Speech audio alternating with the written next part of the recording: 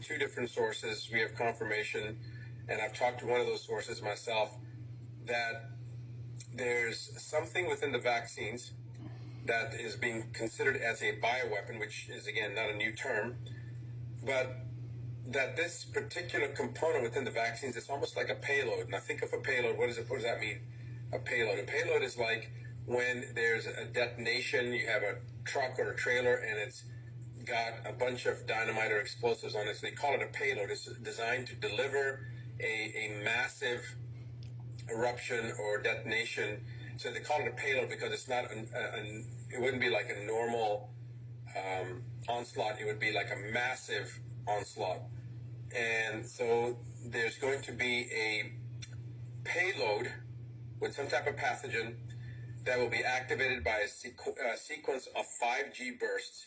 And these will be basically off of 16 to 18 gigahertz frequency, and it will be essentially 3 bursts that will be sequential and last a minute. And those will be designed, those bursts will actually create a signal that will release this payload that is within the hydrogel component of the vaccines. So what exactly is in there? There's supposed to be 3 pathogens, and these 3 pathogens are, I'm not 100% sure what these pathogens are, but one of them is what they call the Marburg virus, which is essentially a pathogen that mimics the hemorrhagic fever, that creates the hemorrhagic fever component. It's similar to that. And according to, if you look that up, it says that there's a 22% to up to a 90% mortality. And Google says it's an 88% mortality, meaning that out of every 100 people that get it, 88% or 88 out of 100 will die. Now, that's designed to justify, once that release has taken place, once that signal from the 5G towers signals this release, let me take that back. It's a sequence of 3 bursts that lasts a minute long, and it's using the 18 gigahertz frequency, or maybe it's the 16 gigahertz frequency. I don't know specifically yet which one, but it's between 16 and 18.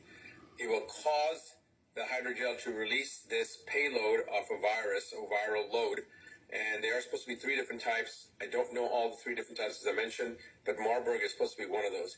When that happens, then everybody that's had the vaccine and these boosters will have this Marburg virus released. And again, we know that 22 to up to 90% mortality rate, but that's when somebody encounters it, in a natural way, if you will. When it's inside your body, already introduced and now released within your body, it's probably going to be 100% mortality rate, meaning that everybody that has it, it's going to be triggered and it's going to be released. And when that happens, yes, obviously these people are going to die. And so we're talking, not hundreds of thousands. We're talking about millions and millions of people worldwide. They're going to have this effect.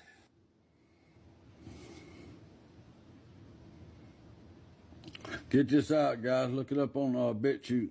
Love y'all. Have